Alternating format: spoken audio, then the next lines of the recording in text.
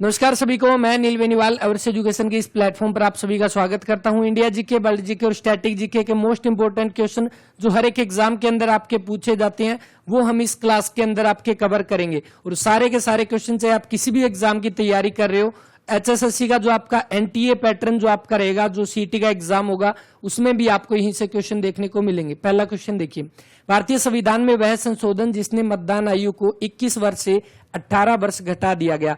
यानी भारतीय संविधान के अंदर एक संशोधन किया गया था जिसमें आपकी वोट डालने की उम्र जो है वो पहले 21 वर्ष थी और अभी आपकी वोट डालने की उम्र कितनी है, 18 वर्ष। तो ये आपका जुड़ा हुआ है 61वां संविधान संशोधन जो हुआ था, ऑप्शन नंबर ए जो आपका इसका वो राइट आंसर है। 61वां संविधान संशोधन 1989, इसके तहत जो आपकी है जो लोकसभा और जो आपकी राज्य विधानसभा, उसी में तो वोट डालते हैं आप, क्योंकि राज्यसभा तो आपका अप्रत्यक्ष चुनाव होते हैं और विधान परिषद भी आपके अप्रत्यक्ष, यानी कि जो आपके लोकसभा और राज्य विधानसभा, लोकसभा और राज्य विधानसभा, तो इनके अंदर जो आप वोट डालते हैं, तो इन राज्य विधानसभा, तो इनके अंदर जो वोट डालते हैं, तो ये वोट डालने की उम्र जो 21 वर्ष से घटाकर कितनी 18 वर्ष कर दी गई। 61वां संविधान संशोधन 1989, मोस्ट इंपोर्टेंट क्वेश्चन जो हर एक एग्जाम के अंदर आपको देखने को मिलता है। और यहाँ पर जो चारों ऑप्शन दिए गए ना, इन चारों में से 3 तो बहुत इंपॉर्टेंट संविधान संशोधन है, 62वां इंपॉर्टेंट नहीं है, सिर्फ ये आरक्षण से जुड़ा हुआ है। अब जो मोस्ट इंपोर्टेंट जो आता है, इसको देखो, मोस्ट इंपोर्टेंट जो आता है 42वां जिसको आपका क्या मिनी कॉन्स्टिट्यूशन के नाम से इसको जाना जाता है, मिनी कॉन्स्टिट्यूशन, लघु संविधान के रूप में जाना जाता है 42वें संविधान संशोधन। और इसके अंदर आपका क्या इंपॉर्टेंट है, क्योंकि 42वें संविधान संशोधन के अंदर आपका क्या जोड़ा गया था, मौलिक कर्तव्य जोड़े गए थे। मौलिक कर्तव्य जो कि किस भाग में, संविधान के भाग 4A के अंदर, और आर्टिकल कौन सा है, तो आर्टिकल 51A के अंदर आपके मौलिक कर्तव्य किससे जोड़े गए थे, कौन सी समिति थी, स्वर्ण सिंह समिति। स्वर्ण सिंह समिति की सिफारिश पर जो है वो आपके मौलिक कर्तव्य भाग 4A और आर्टिकल जो आपका रहेगा वो 51A के अंदर जोड़े गए थे। ये था 42वां संविधान संशोधन 1976 के अंदर। अब ये याद कैसे रखोगे, देखो 4 और 2 कितने होते हैं, 6, इसका मतलब लास्ट में 6 आएगा, तो ये 1976 का था 42वां संविधान संशोधन। ठीक है, 61वां इंपोर्टेंट है, 42वां। अब आगे आता है आपका 44वां, 4 और 4 कितने, 8, यानी कि 1978 के अंदर आपका 44वां संविधान संशोधन होता है। और ये क्यों इंपोर्टेंट है, क्योंकि जो संपत्ति का अधिकार है, संपत्ति का अधिकार, राइट टू प्रॉपर्टी जो है, संपत्ति का अधिकार, तो ये जो है आपका पहले क्या हुआ करता था, एक मौलिक अधिकार होता था, है ना, मौलिक अधिकार होता था। अभी इसको क्या कर दिया गया, एक विधिक अधिकार बना दिया गया, एक कानूनी अधिकार बना दिया गया, संपत्ति का अधिकार। पहले आर्टिकल 31 में हुआ करता था, अभी आर्टिकल 300A में इसको जो वो शिफ्ट कर दिया गया। आपसे ये पूछेगा संपत्ति का अधिकार किस आर्टिकल में है, आर्टिकल 300A के अंदर कौन सा अधिकार है, ये एक तरह का विधिक अधिकार है, एक तरह का कानूनी अधिकार है, ना कि मौलिक अधिकार है। ठीक है, तो ये इंपॉर्टेंट होगा।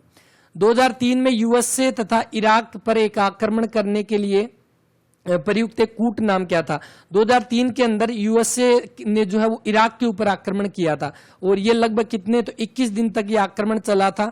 और जो यूएसए ने यहाँ पर जो ऑपरेशन चलाया था उसका नाम रखा गया था operation Iraqi freedom, option number 2 जो आपका इसका वो राइट आंसर रहेगा। इसके बाद नेक्स्ट, भारत में मैग्नीज का अग्रणी उत्पादक कौन है। मैग्नीज के बारे में वैसे आपने पढ़ा होगा, मैग्नीज का आपका हरियाणा के अंदर महेंद्रगढ़ में पाया जाता है, हरियाणा का।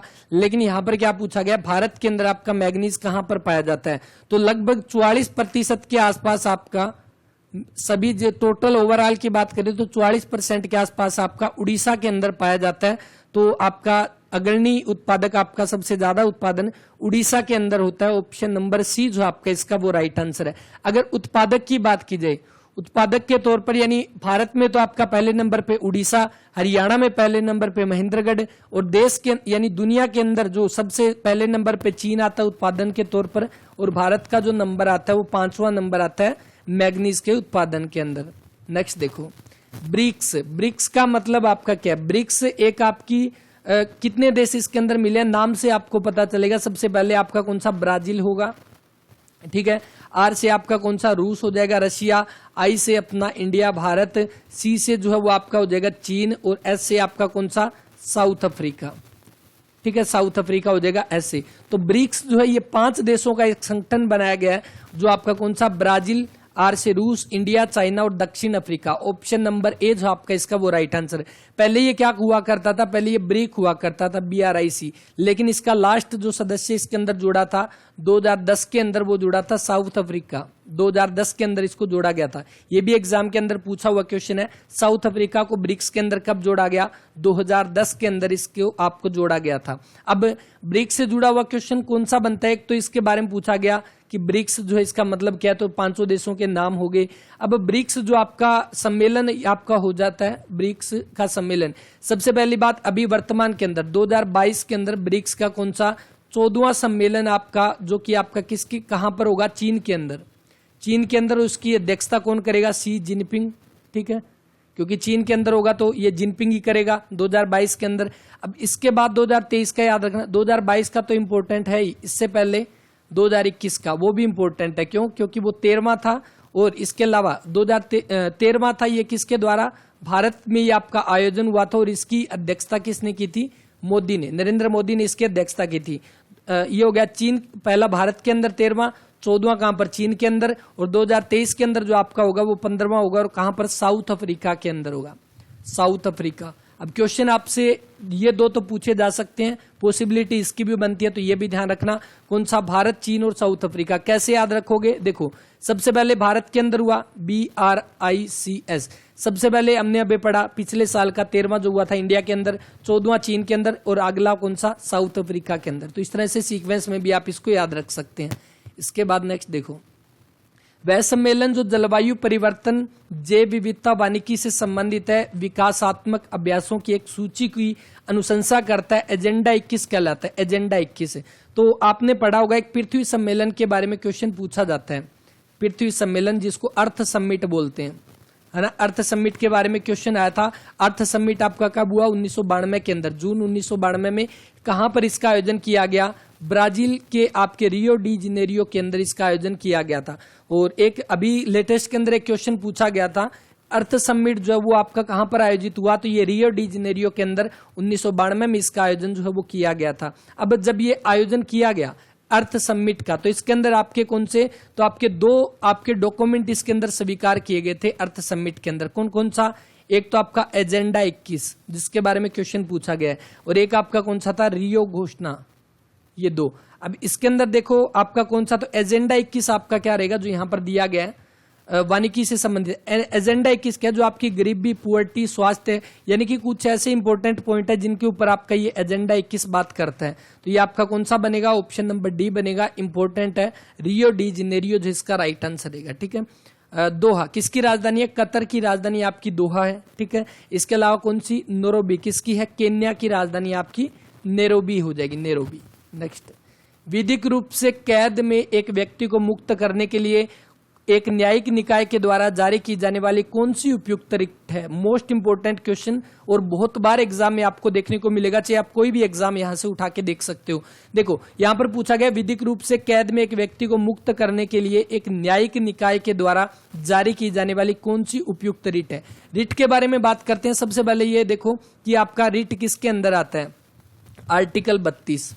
आर्टिकल 32 जिसको क्या बोला जाता है, संवैधानिक उपचारों का अधिकार, संवैधानिक उपचारों का अधिकार, ठीक है। ये आपका आर्टिकल 32 जुड़ा हुआ है, और इसको डॉक्टर भीमराव अंबेडकर ने क्या बोला था, संविधान की आत्मा बोला था, संविधान का हृदय बोला था, संविधान की आत्मा बोला था आर्टिकल 32 को, ठीक है। किसने बोला था, डॉक्टर भीमराव अंबेडकर के द्वारा इसको बोला गया था। ये आर्टिकल 32 तो मोस्ट इंपोर्टेंट रहेगा आर्टिकल के अंदर, क्योंकि आपके जितने भी आपके मौलिक अधिकार है उनकी कह सकते हैं उनकी रक्षा करने के लिए आपका ये इंपॉर्टेंट होगा, संवैधानिक उपचारों का अधिकार। किसी के भी मौलिक अधिकारों का अगर हनन हो रहा हो तो वो जाकर कोर्ट के अंदर आपका जा सकता है, वो किसके अंदर आता है, आर्टिकल 32 के अंदर, ठीक है। तो ये आर्टिकल 32 हुआ। अब एक बात की, आर्टिकल 32 के अंदर आपके रिट जारी किए जाते हैं। कितने तरह के रिट जारी किए जाते हैं, 5 तरह के रिट जारी किए जाते हैं, 5 तरह के रिट।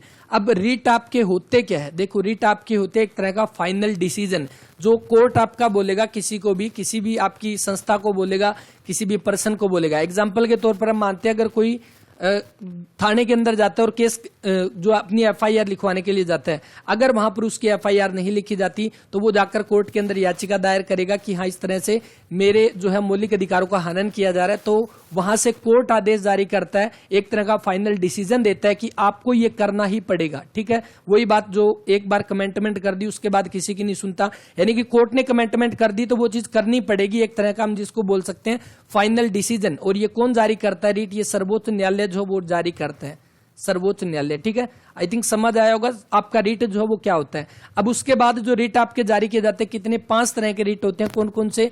एक आपके अधिकार परीक्षा, जिसको क्या बोला जाता है, क्यूओ वारंटो बोला जाता है इसको। ठीक है, परमादेश, जिसको आपका मेंडेमस बोला जाता है, उत्प्रेषण यानी कि आपका इसको सरचूरी के नाम से शायद ऐसा नाम है, बंदी प्रत्यक्षीकरण, हेबस कार्पस जो आपका इसको बोला जाता है इंग्लिश के अंदर। ठीक है, तो अब इसके अंदर क्या दिया गया, देखो, विधिक रूप से कैद में एक व्यक्ति को मुक्त करने के लिए, यानी कि अगर किसी पर्सन को कैद कर लिया, किसी पर्सन को हिरासत में ले लिया और उसके बाद अगर वो पुलिस वालों ने या जिसने भी उसको हिरासत में लिया पुलिस वालों ने, उन्होंने अगर कोर्ट के आगे उसको पेश नहीं किया तो वहां पर न्यायालय एक रिट जारी करता है जिसको बोला जाता है बंदी प्रत्यक्षीकरण, कि आपको 24 घंटे के अंदर अंदर इस पर्सन को आपको न्यायालय के अंदर पेश करना पड़ेगा। तो ये आपका जुड़ा होता है किससे? बंदी प्रत्यक्षीकरण से आपका जुड़ा होता है। ठीक है, तो रिट का मतलब हम समझ गए आर्टिकल 32 से है।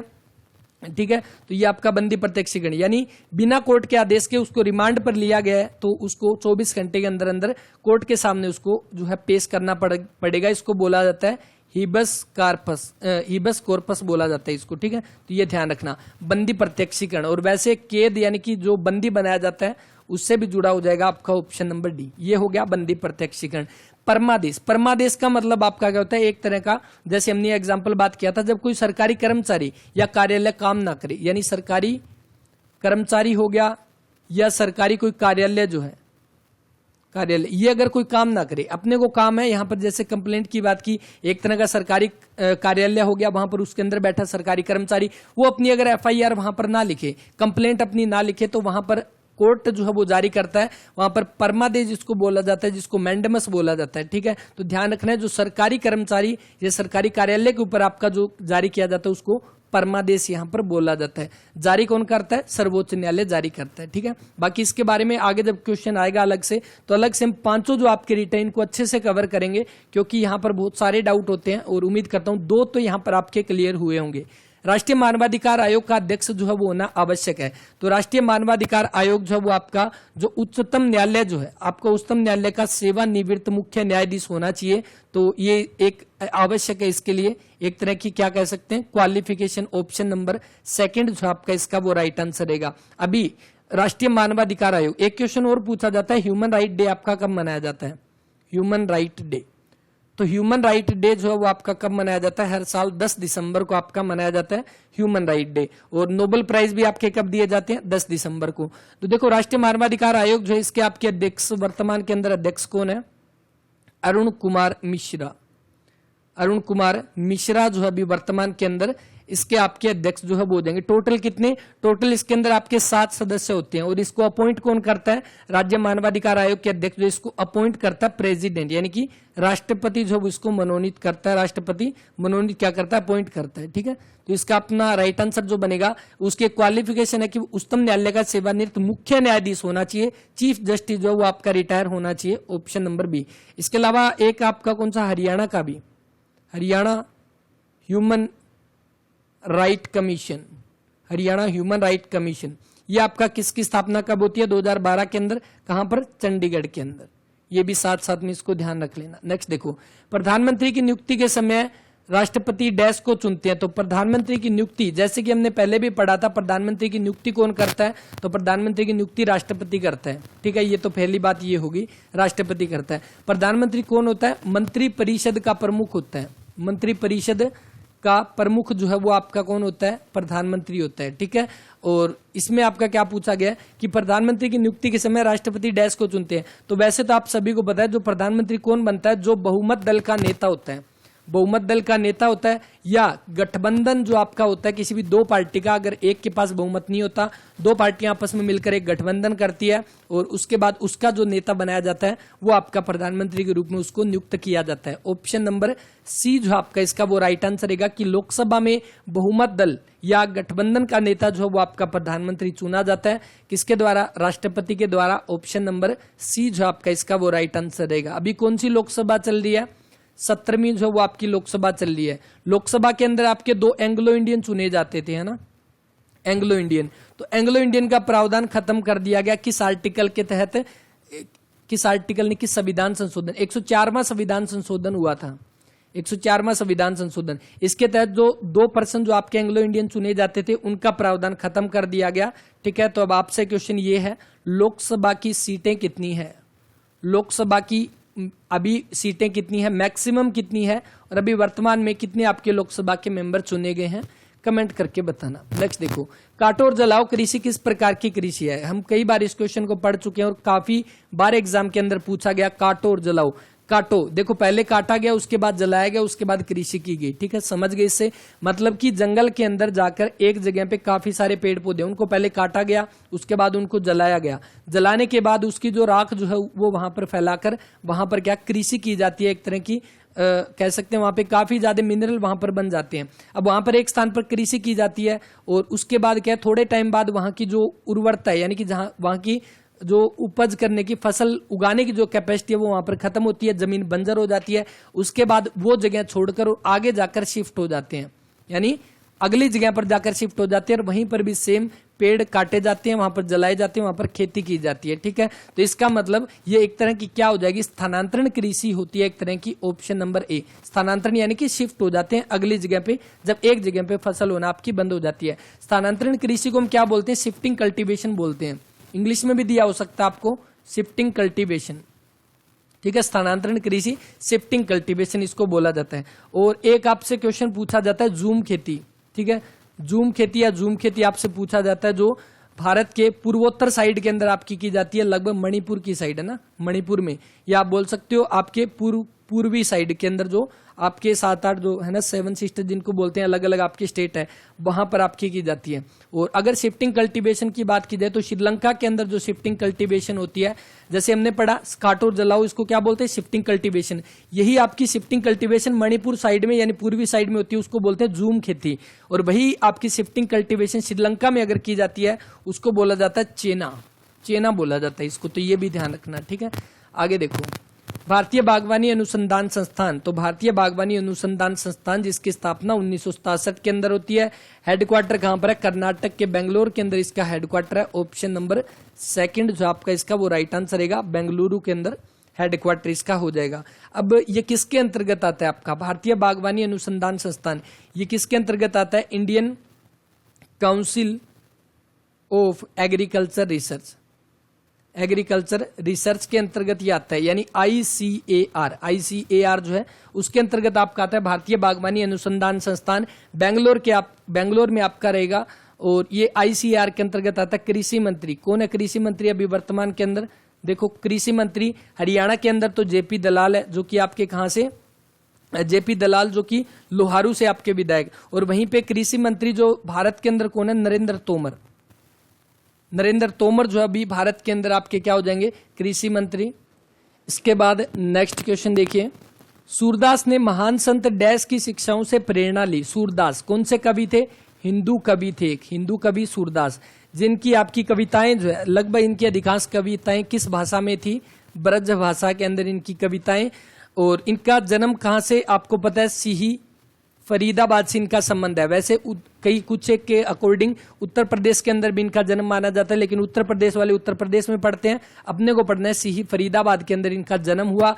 जन्म से अंधे थे, किसके समकालीन थे? अकबर के समकालीन थे। और इनके गुरु का नाम जो वो क्या था? वल्लभाचार्य जो इनके गुरु का नाम था।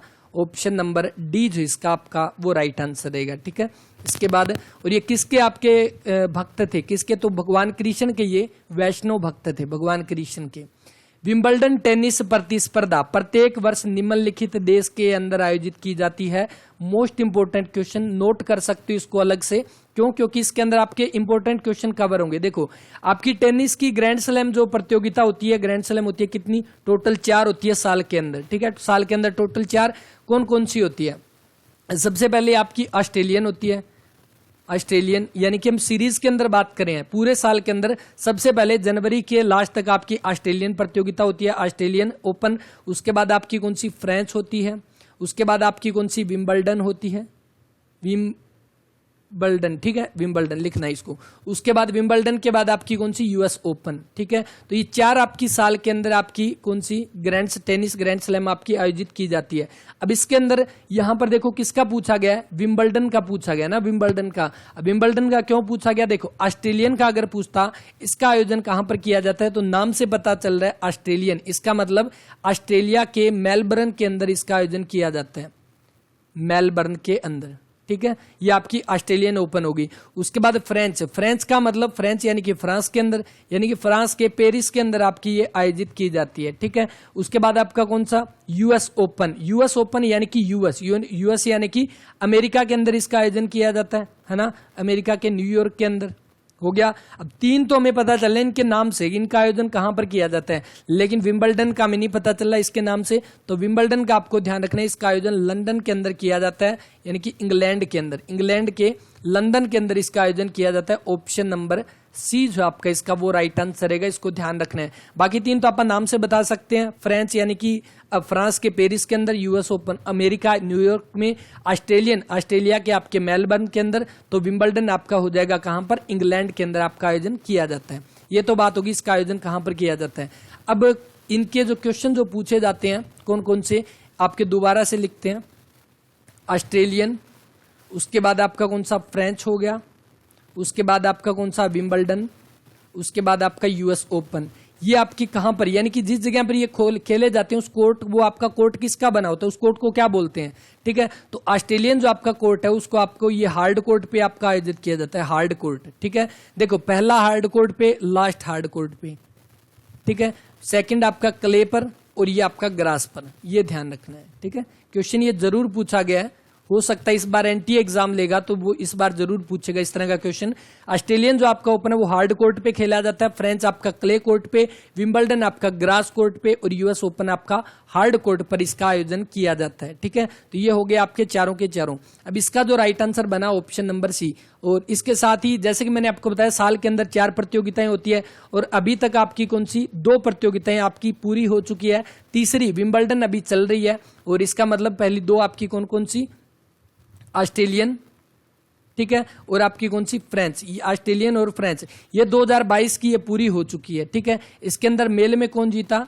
मेल के अंदर तो ये दोनों याद रखने बिल्कुल आसान है, Rafael Nadal, Rafael Nadal Australian open भी जीता और राफेल नडाल फ्रेंच ओपन भी जीता है, ठीक है। तो ये अभी तक 2022 के अंदर 2 आपकी संपन्न हो चुकी है, तो ये 2 आपको ध्यान रखनी है। बाकी आगे आगे जो भी होगी सारी चीजें टेलीग्राम में आपके साथ शेयर की जाती है, तो टेलीग्राम आप जरूर ज्वाइन कर लें, ठीक है। और एनटीए पैटर्न के अकॉर्डिंग आपके जो है एनटीए के पैटर्न के अकॉर्डिंग आपके मॉक टेस्ट तैयार किए गए, तो आप जाकर आपको डिस्क्रिप्शन में लिंक मिलेगा वर्ष एजुकेशन ऐप का, तो उस ऐप के ऊपर जाकर आप मॉक टेस्ट भी लगा सकते हैं और अपनी तैयारी चेक कर सकते हैं कि आपकी तैयारी किस लेवल तक की आपकी तैयारी अभी रहेगी, ठीक है। तो ये हो गया क्वेश्चन। तो आज की क्लास के अंदर इतने क्वेश्चन करेंगे। उम्मीद करता हूँ क्लास अच्छी लगी होगी, अच्छी लगी है तो क्लास के बारे में अपना रिव्यू जरूर दें।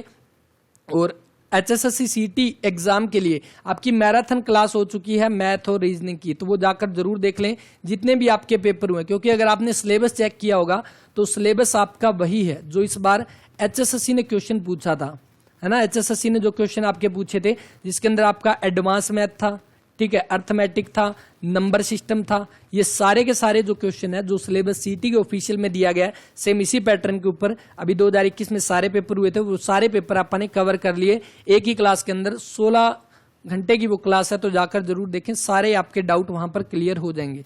तो बस इस क्लास में इतना ही, मिलते हैं नेक्स्ट वीडियो में, तब तक के लिए अपना ख्याल रखें, पढ़ते रहें। जय हिंद, जय भारत, जय हरियाणा।